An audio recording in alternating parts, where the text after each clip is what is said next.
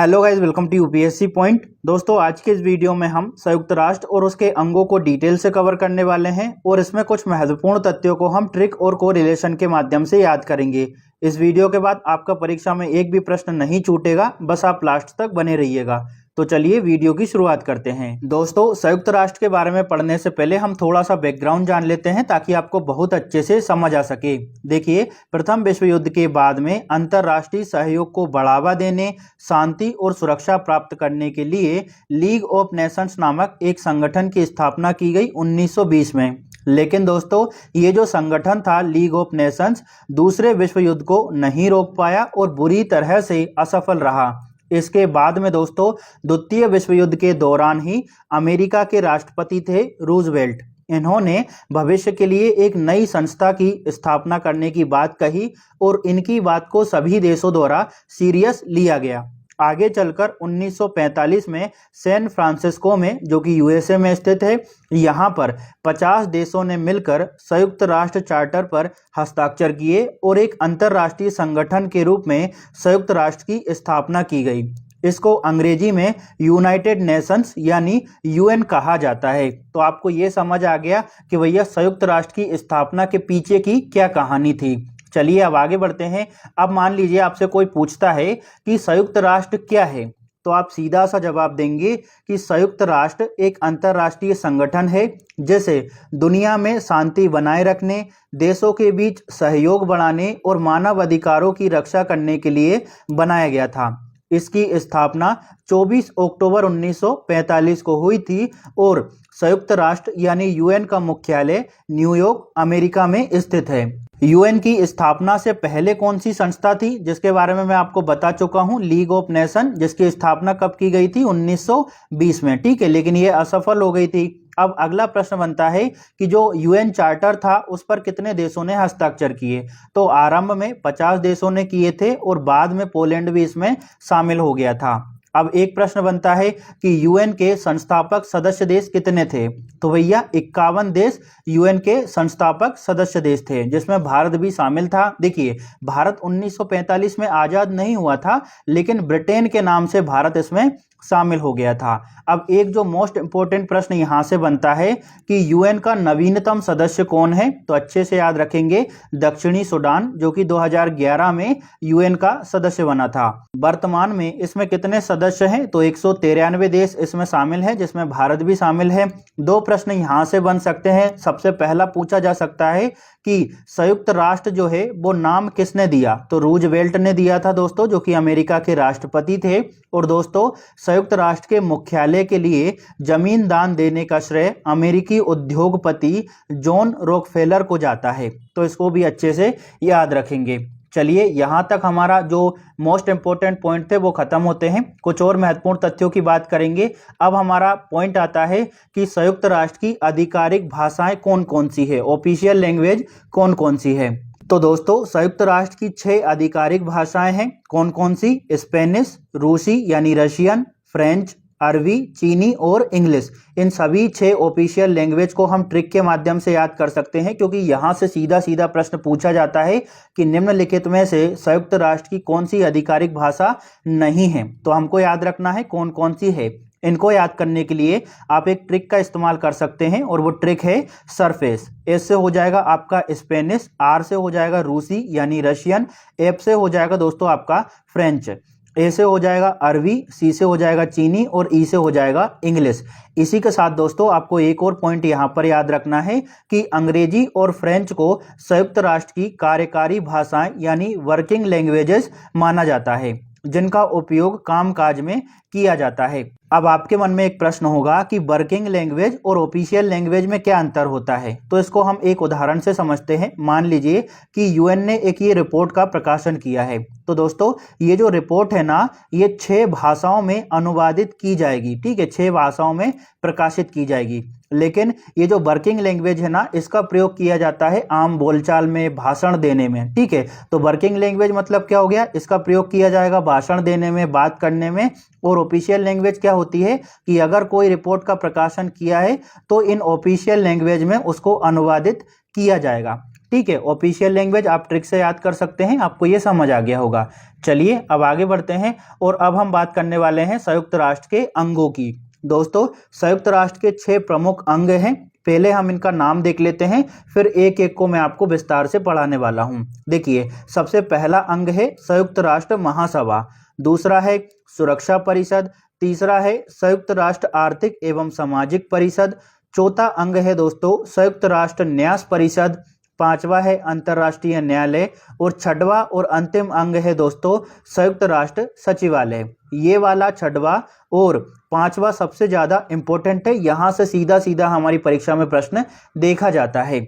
चलिए अब एक एक अंग को हम विस्तार से देखने वाले हैं। सबसे पहले है दोस्तों जनरल असेंबली, जिसको महासभा के नाम से जाना जाता है। दोस्तों, महासभा संयुक्त राष्ट्र का महत्वपूर्ण अंग है। यह विचार विमर्श और नीति निर्धारण जैसे कार्यों के लिए उत्तरदायी होती है। और दोस्तों, महासभा को विश्व संसद के नाम से जाना जाता है क्योंकि इसमें सभी सदस्य देश शामिल होते हैं। यहाँ से सीधा सीधा प्रश्न पूछा जाता है कि महासभा को किस अन्य नाम से जाना जाता है? विश्व संसद के नाम से। इसको अच्छे से याद रखेंगे। इसी के साथ प्रत्येक देश महासभा में 5 प्रतिनिधि भेज सकता है, परंतु वोट सिर्फ एक होगा। इसको एक उदाहरण से समझते हैं। मान लीजिए ये भारत है, तो भारत जो है दोस्तों वो 5 लोगों को महासभा में भेज सकता है, लेकिन अगर भारत वोट करेगा तो उसको एक माना जाएगा। यानी एक देश एक वोट के सिद्धांत पर महासभा कार्य करती है और इसकी बैठक हर वर्ष सितंबर के तीसरे मंगलवार से दिसंबर के मध्य तक होती है। मतदान प्रणाली की बात करें तो यहाँ पर 2 तरह का बहुमत का प्रयोग किया जाता है। सामान्य मामलों में साधारण बहुमत का प्रयोग किया जाता है, सिंपल मेजोरिटी से कोई भी बिल पास होता है। उदाहरण के तौर पर किसी प्रशासनिक अधिकारियों की नियुक्ति करना हो या फिर किसी दिवस की थीम घोषित करना हो, जैसे टाइगर डे की थीम क्या होगी ये घोषित करना हो, तो ये सभी चीजें जो होती है वो साधारण बहुमत से पारित की जाती है। लेकिन महत्वपूर्ण मामले जैसे बजट पारित करना, किसी देश में शांति सेना भेजना और किसी देश को सदस्यता देने के लिए दोस्तों 2/3 बहुमत की आवश्यकता होती है। अब हम यहाँ पर बात करते हैं कि जो जनरल असेंबली होती है उसका उद्देश्य या फिर कार्य क्या होता है। सबसे प्रमुख कार्य होता है दोस्तों वैश्विक मुद्दों पर चर्चा करना, बजट पारित करना। देखिए, जिस तरह से हर देश का एक बजट होता है उसी तरह से दोस्तों यूएन के लिए जो है वो महासभा एक बजट को पारित करती है। नए सदस्यों की सिफारिश करना कि किसी देश को शामिल करना है या फिर नहीं करना है, जैसे 2011 में दक्षिणी सूडान को शामिल किया गया था तो महासभा ने प्रस्ताव पारित किया, इसके बाद उसको शामिल किया गया था। इसके अलावा सुरक्षा परिषद में अस्थायी सदस्य चुनना भी महासभा यानी जनरल असेंबली के कुछ प्रमुख कार्य हैं। चलिए अब आगे बढ़ते हैं और अब हम बात करने वाले हैं दोस्तों संयुक्त राष्ट्र के दूसरे अंग की, जिसका नाम है सुरक्षा परिषद। दोस्तों, यह संयुक्त राष्ट्र का सबसे शक्तिशाली अंग है जो शांति और सुरक्षा बनाए रखने के लिए जिम्मेदार है। इसको विश्व का प्रहरी के नाम से भी जाना जाता है। सुरक्षा परिषद में टोटल 15 सदस्य शामिल होते हैं दोस्तों। इसमें 5 परमानेंट सदस्य हैं, ठीक है, 5 परमानेंट मेंबर हैं। कौन कौन? फ्रांस, रूस, अमेरिका, चीन और इंग्लैंड। इसी के साथ 10 अस्थायी सदस्य हैं जिनको 2 वर्षों के लिए चुना जाता है। दोस्तों, ये जो 5 परमानेंट सदस्य हैं ना, इनका नाम अगर आपको याद नहीं होता है तो आप एक छोटी सी ट्रिक का इस्तेमाल कर सकते हैं और वो ट्रिक है दोस्तों फ्रेस। एफ से हो जाएगा दोस्तों आपका फ्रांस, ठीक है, आर से हो जाएगा रूस यानी रशिया, ए से हो जाएगा आपका अमेरिका, सी से हो जाएगा दोस्तों चीन और ई से हो जाएगा आपका इंग्लैंड। तो इस तरह से आप 5 परमानेंट मेंबर को एक ट्रिक से याद कर सकते हैं। दोस्तों, ये जो 5 परमानेंट मेंबर है ना, इनको वीटो पावर प्राप्त होता है। मान लीजिए कोई भी प्रस्ताव पारित किया जा रहा है, लेकिन अगर इन 5 में से किसी एक ने भी उस प्रस्ताव का विरोध कर दिया, मना कर दिया, तो वो जो प्रस्ताव है ना वो पूरी तरह से खारिज हो जाएगा। भारत भी इसकी सदस्यता मांग रहा है। भारत का कहना है कि भैया हमको भी परमानेंट मेंबर बनाओ, क्योंकि हम जो है एक बड़ी जनसंख्या का प्रतिनिधित्व करते हैं, विश्व का सबसे बड़ा लोकतंत्र हमारा देश है, इस वजह से हमको भी परमानेंट मेंबर बनना है। हालांकि पता नहीं, क्योंकि हमेशा ही दोस्तों चीन जो है भारत का विरोध करता है और रूस जो है कभी कभी तो पक्ष में आ जाता है भारत के और कभी अनुपस्थित हो जाता है। इस वजह से ये जो है अभी तक उलझा हुआ है मामला कि भारत को परमानेंट मेंबर बनना चाहिए या फिर नहीं बनना चाहिए। चलिए अब आगे बढ़ते हैं दोस्तों, और अब हम बात करते हैं कि सुरक्षा परिषद का उद्देश्य या फिर कार्य क्या है। तो सबसे प्रमुख कार्य है दोस्तों युद्ध को रोकना, शांति स्थापना के लिए कदम उठाना, आर्थिक प्रतिबंध लगाना, शांति सेना भेजना और सैन्य कार्यवाही की अनुमति देना। हालांकि ये जो सुरक्षा परिषद है ना दोस्तों कुछ कर नहीं पाती, जैसे अमेरिका किसी पर भी बम फेंक देता है, ठीक है, किसी भी देश पर आर्थिक प्रतिबंध लगा लेता है, तो मतलब शक्तिशाली जो भी है ना उसी का ही डंका बजने वाला है। चलिए अब आगे बढ़ते हैं और अब हम बात करते हैं दोस्तों संयुक्त राष्ट्र के तीसरे अंग की, जिसका नाम है आर्थिक और सामाजिक परिषद, जिसको इंग्लिश में इकोनॉमिक एंड सोशल काउंसिल कहा जाता है। दोस्तों यह अंग आर्थिक, सामाजिक, सांस्कृतिक, स्वास्थ्य और मानव अधिकारों से जुड़े मामलों पर काम करता है। दोस्तों आर्थिक और सामाजिक परिषद में टोटल 54 सदस्य देश शामिल होते हैं। महासभा द्वारा इनको 3 वर्षों के लिए चुना जाता है, फिर हर 3 वर्ष बाद में ये बदल जाते हैं। और दोस्तों आर्थिक और सामाजिक परिषद की जो बैठक है वो वर्ष में 2 बार होती है। अब हम बात करते हैं कि इसका उद्देश्य क्या होता है। इसका प्रमुख उद्देश्य है आर्थिक और सामाजिक मुद्दों पर अंतर्राष्ट्रीय सहयोग को बढ़ाना, SDG यानी सतत विकास लक्ष्य की निगरानी करना। देखिए दोस्तों जो सस्टेनेबल डेवलपमेंट गोल है ना उनकी संख्या है 17, और यहाँ से हमारी परीक्षा में प्रश्न पूछा जाता है कि पहला गोल कौन सा है, 7वां कौन सा है, 9वां कौन सा है। अगर आपको सतत विकास लक्ष्य याद करना है कि भैया 7वां, 8वां, 9वां कौन सा है, तो सभी को मैंने ट्रिक और कोरिलेशन के माध्यम से याद करवाया है। आप चाहें तो उस वीडियो को देख सकते हैं, उसका लिंक मैंने डिस्क्रिप्शन में डाल दिया है। ठीक है, बात कर रहे थे हम आर्थिक और सामाजिक परिषद के उद्देश्यों की। तो दोस्तों 2 उद्देश्य हमने देख लिए। तीसरा उद्देश्य है स्वास्थ्य, शिक्षा, मानव अधिकार और जीवन स्तर पर सुधार करना। इसी के साथ साथ दोस्तों संयुक्त राष्ट्र की विशेष एजेंसियों जैसे WHO और यूनेस्को के साथ में समन्वय करना भी आर्थिक और सामाजिक परिषद का कुछ प्रमुख उद्देश्य है। और भी है, उनको देख लेते हैं। कुछ महत्वपूर्ण तथ्य हैं यहाँ पर। देखिए WHO, यूनेस्को, यूनिसेफ जैसी एजेंसियां इसके अधीन काम करती है।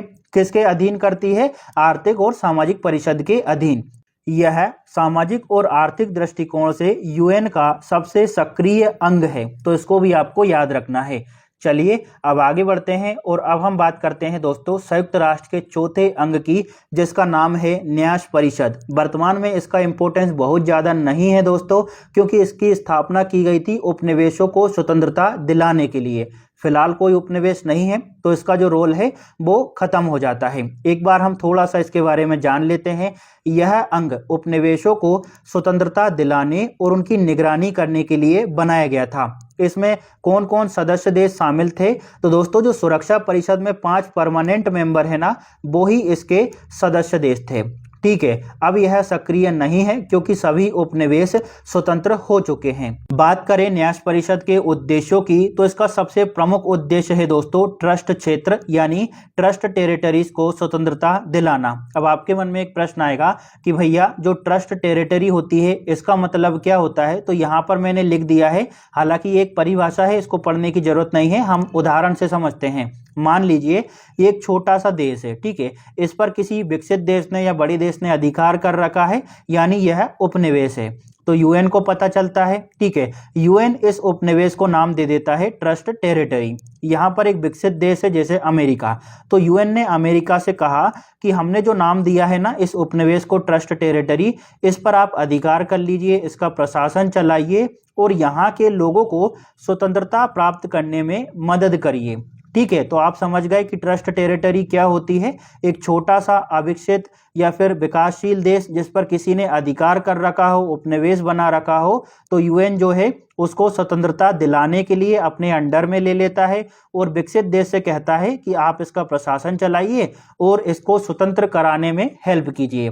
तो यहाँ पर परिभाषा दी है, आप इसको पढ़ सकते हैं। एक और दोस्तों यहाँ पर याद रखना है, अंतिम ट्रस्ट क्षेत्र पलाऊ था जो कि 1994 में स्वतंत्र हो गया था। इसके बाद वर्तमान में कोई भी उपनिवेश नहीं है, इस वजह से इसका रोल खत्म हो जाता है। चलिए अब आगे बढ़ते हैं और अब हम बात करने वाले हैं दोस्तों संयुक्त राष्ट्र के 5वें अंग की, जो कि सबसे ज्यादा इंपॉर्टेंट है, जिसका नाम है अंतर्राष्ट्रीय न्यायालय। दोस्तों अंतर्राष्ट्रीय न्यायालय संयुक्त राष्ट्र का एक न्यायिक अंग है जो देशों के बीच कानूनी विवादों का निपटारा करता है। इसमें टोटल 15 न्यायाधीश होते हैं जिनको 9 सालों के लिए चुना जाता है। अब इनको कौन चुनता है 9 सालों के लिए? तो महासभा और सुरक्षा परिषद मिलकर इनको 9 सालों के लिए चुनते हैं। ठीक है, 15 न्यायाधीशों को। ये इस वजह से भी इम्पोर्टेंट है क्योंकि 3 मार्च 2025 को दोस्तों अंतर्राष्ट्रीय न्यायालय के नए अध्यक्ष बनाए गए हैं यूजी इवासावा। इस वजह से ये बहुत ज़्यादा इंपॉर्टेंट हो जाता है। तो आपको अच्छे से याद रखना है कि अंतर्राष्ट्रीय न्यायालय के वर्तमान अध्यक्ष कौन है? यूजी इवासावा, जिनको दोस्तों 3 मार्च 2025 को अध्यक्ष चुना गया था। बात करें अंतर्राष्ट्रीय न्यायालय के उद्देश्य या फिर कार्यों की, तो इसका प्रमुख उद्देश्य है दोस्तों देशों के बीच विवाद सुलझाना, कानूनी सलाह देना, अंतर्राष्ट्रीय कानून की व्याख्या करना। कुछ महत्वपूर्ण तथ्य हैं दोस्तों जिनको देख लेते हैं। देखिए, इसका मुख्यालय नीदरलैंड के हेग शहर में स्थित है। तो यहां से हमारी परीक्षा में सीधा प्रश्न पूछा जाता है कि अंतर्राष्ट्रीय न्यायालय यानी इंटरनेशनल कोर्ट ऑफ जस्टिस का मुख्यालय कहाँ है? तो आपको याद रखना है नीदरलैंड के हेग शहर में। एक और पॉइंट है दोस्तों, इसमें केवल देश ही केस कर सकते हैं, कोई व्यक्ति या फिर संस्था नहीं। ऐसा नहीं है कि आपके किसी अधिकार का हनन होता है और आप सीधे पहुंच गए कहां पर? अंतर्राष्ट्रीय न्यायालय में। यहां पर आपके मामले की सुनवाई नहीं होगी। इस अदालत में केवल एक देश ही दूसरे देश के विरुद्ध केस कर सकता है। चलिए आगे बढ़ते हैं। कुछ और महत्वपूर्ण तथ्य हैं दोस्तों। अंतर्राष्ट्रीय न्यायालय में पहले भारतीय न्यायाधीश कौन थे? ऐसा प्रश्न पूछा जा सकता है। तो अंतर्राष्ट्रीय न्यायालय में पहले भारतीय न्यायाधीश थे डॉक्टर नगेंद्र सिंह। इसके अलावा दोस्तों ये वाला पॉइंट जो है वो सबसे इंपॉर्टेंट है वर्तमान लिहाज से। अगर आप फिलहाल कोई एग्जाम दे रहे हैं तो इस पॉइंट को किसी भी कीमत पर नहीं भूलना है। देखिए, वर्तमान में अंतर्राष्ट्रीय न्यायालय में भारतीय न्यायाधीश हैं दलवीर भंडारी। देखिए दोस्तों, अंतर्राष्ट्रीय न्यायालय में टोटल 15 न्यायाधीश होते हैं जो कि 9 सालों के लिए चुने जाते हैं। तो वर्तमान में एक भारतीय न्यायाधीश अंतर्राष्ट्रीय न्यायालय में है जिनका नाम है दलवीर भंडारी और इनका कार्यकाल 2027 को समाप्त हो जाएगा। चलिए अब आगे बढ़ते हैं दोस्तों। अब हम बात करते हैं संयुक्त राष्ट्र के अंतिम अंग यानी सचिवालय की। लेकिन उससे पहले आपसे रिक्वेस्ट है कि अगर आपको वीडियो अच्छा लग रहा हो तो लाइक, शेयर और सब्सक्राइब जरूर करिएगा, साथ ही कमेंट जरूर करिएगा, क्योंकि बहुत मेहनत लगती है इस तरह का कंटेंट उपलब्ध करवाने में और बहुत सोचना समझना पड़ता है कि आपको किस तरह से समझाया जाए ताकि आसानी से समझ आ सके। बात करते हैं सचिवालय की। दोस्तों सचिवालय जो है वो संयुक्त राष्ट्र का प्रशासनिक अंग होता है जो कि संयुक्त राष्ट्र के सभी अंगों के लिए काम करता है। और सचिवालय में संयुक्त राष्ट्र के महासचिव एवं हजारों कर्मचारी शामिल होते हैं। सचिवालय का प्रमुख कौन होता है? तो भैया महासचिव होता है और महासचिव का कार्यकाल होता है 5 वर्षों का। वर्तमान में महासचिव कौन है? ये पॉइंट सबसे इंपॉर्टेंट है। तो वर्तमान में है दोस्तों एंटोनियो गुटेरस, जिनका कार्यकाल 2026 तक चलेगा, 31 दिसंबर 2026 तक। तो इसको बहुत अच्छे से याद रखना है। अगर आप 31 दिसंबर 2026 के बाद वीडियो को देखते हैं तो इसको अपडेट कर लेना है। ठीक है, तो इसको याद रखेंगे। एंटोनियो गुटेरस जो है वर्तमान में महासचिव है। पहले महासचिव कौन थे? तो ट्रिगवेली पहले महासचिव थे। 2 पॉइंट यहाँ पर मोस्ट इंपॉर्टेंट है। देखिए, संयुक्त राष्ट्र के पहले अफ्रीकी महासचिव कौन थे? ऐसा अगर प्रश्न आता है तो राइट आंसर होगा बुट्रोस घाली, जिनका संबंध था मिस्र से। अगला पॉइंट है संयुक्त राष्ट्र के पहले अश्वेत अफ्रीकी महासचिव कौन थे? तो इनका नाम था कोफी अन्नान घाना। देखिए, इसको अच्छे से याद रखेंगे। अगर प्रश्न पूछा जाता है कि पहले अफ्रीकी महासचिव कौन थे तो राइट आंसर होगा बुट्रोस घाली। और प्रश्न पूछा जाता है कि पहले अश्वेत अफ्रीकी महासचिव कौन थे तो कोफी अन्नान। तो दोनों पॉइंट को आपको अच्छे से याद रखना है। इसी के साथ दोस्तों आज का हमारा वीडियो खत्म होता है। अगर आपको वीडियो थोड़ा बहुत भी अच्छा लगा हो तो लाइक, शेयर और सब्सक्राइब जरूर करिएगा, साथ ही कमेंट जरूर करिएगा। और इसका जो पीडीएफ है वो आपको मैं टेलीग्राम चैनल पर उपलब्ध करवा दूंगा। मेरा जो टेलीग्राम चैनल है उसका नाम है यूपीएससी पॉइंट ऑफिशियल। तो आप सीधा वहां पे सर्च कर सकते हैं या फिर उसका लिंक मैं डिस्क्रिप्शन में डाल दूंगा। तो वहां से क्लिक करके आप सीधा उसको ज्वाइन कर सकते हैं, आपको पीडीएफ उपलब्ध हो जाएगी। आई होप आपको वीडियो अच्छा लगा हो। कमेंट जरूर करिएगा। Thank you.